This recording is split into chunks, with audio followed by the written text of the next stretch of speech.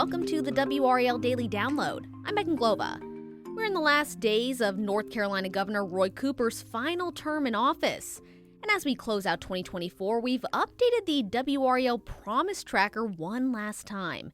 It's our annual report card of sorts for Cooper, a progress report on some of his most ambitious campaign promises. It's one of the many ways we try to hold government officials to account.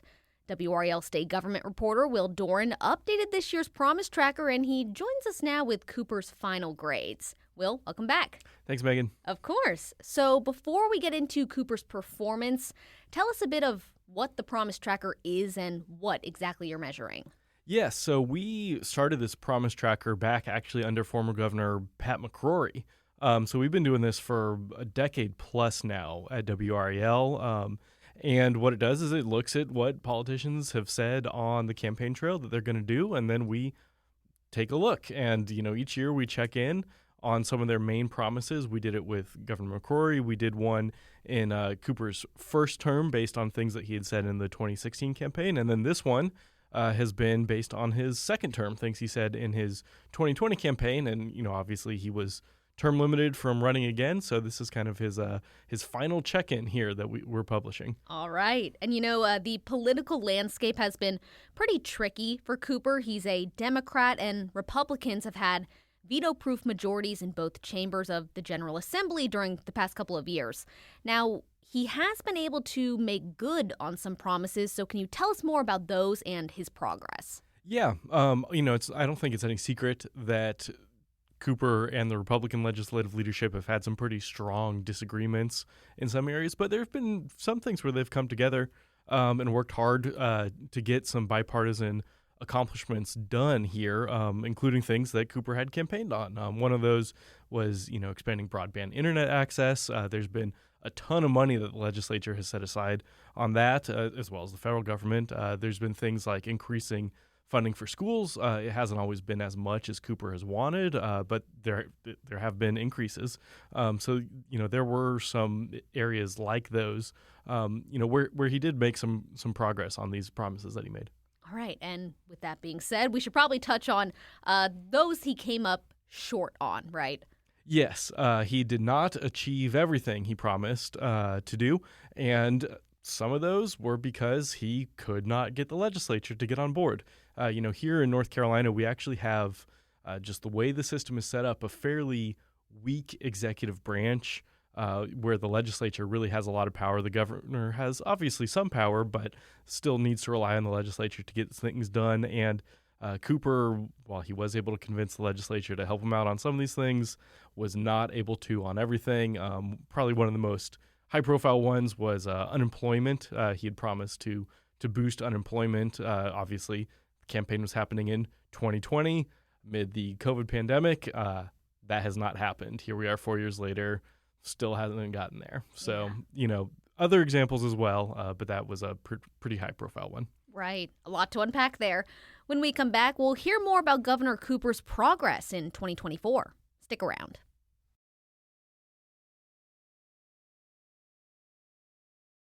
Welcome back to the WRAL Daily Download. We're talking with WRAL State Government reporter Doran, who has been tracking Governor Roy Cooper's campaign promises. So, Cooper achieved his biggest policy goal in 2023. That was Medicaid expansion, like you mentioned.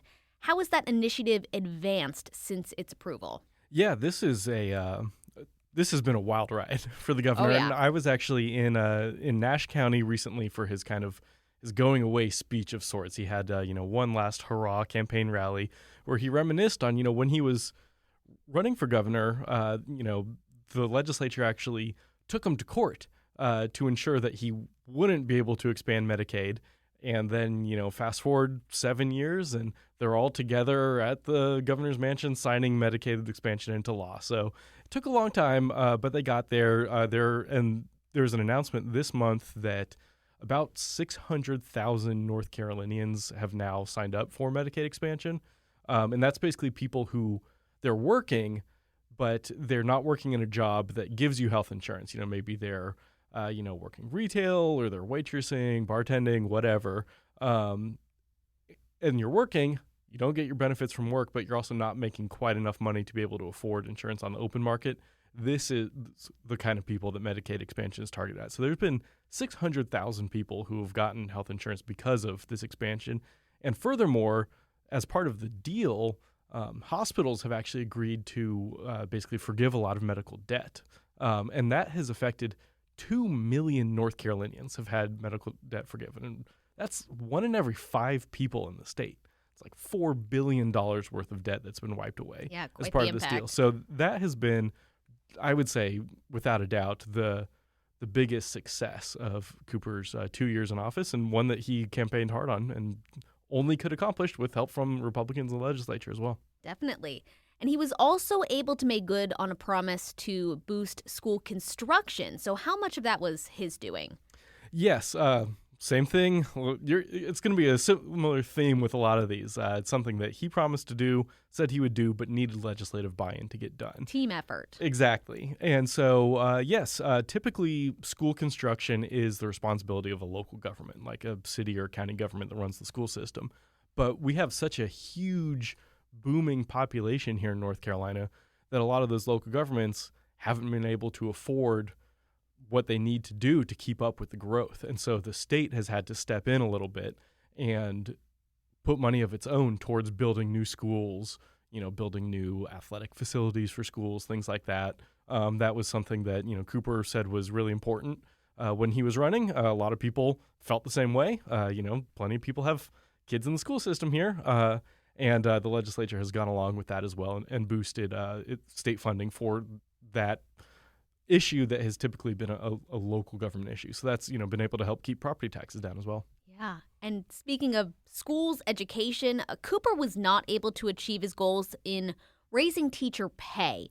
Can you tell us why not? And is there any sense that Governor-elect Josh Stein will have better luck in the years ahead?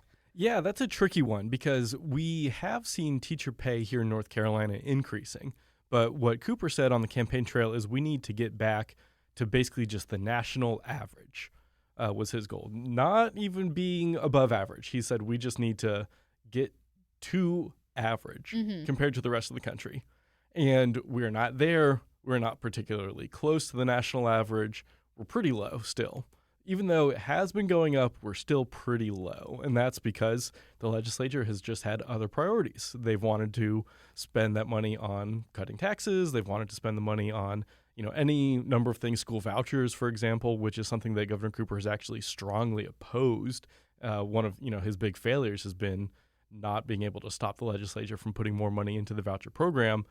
He has been proposing, big raises for state employees and teachers with, cuts or no increases to the voucher program. And the legislature has taken basically the opposite tack of, giving smaller raises to state workers and to teachers while putting a lot more money into vouchers. So that's been definitely a high-profile failure on the political scene for Cooper. And on the bright side of, we'll stay on education now, he was able to achieve his goals for per-pupil spending and construction, correct? So how much of that was, again, his doing and how much was a function of local governments? Yes, it's been both. The federal government funds education, the state government funds education, local governments fund education. So, it's definitely a team effort. But even though we have not hit that goal on teacher pay, getting to the national average, we have, like I said, at least been getting closer, putting more money in. And one way you can track that is, by accounting for the growth that we're experiencing as a state, saying, okay, yes, we're spending more money on schools, but we're also having a ton more students enrolled in schools. So do we see that the amount we're spending per student is staying the same? Is it going down? Is it going up? And it has been rising. And that was something that Cooper said was important that he would push for on the campaign trail. So we've accomplished that, just haven't gotten quite as high, especially on the specifics of teacher pay as he wanted. But, when you look at, money being spent on new textbooks and like we talked about, new schools, new stadiums, things like that, there has been some increase in spending. All right. And let's move on to broadband access. Cooper was also able to increase that, but where does it currently stand?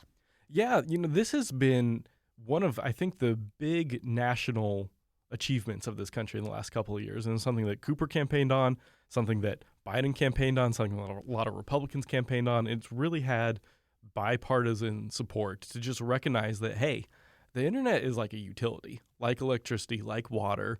And you really need the internet for so many modern jobs, for, kids who go to school and they need the internet to be able to access, the teacher's web page where their homework assignments live, or to be able to watch the YouTube video that gets assigned to them for homework, or to do Zoom when schools are remote. Exactly. That's a great point.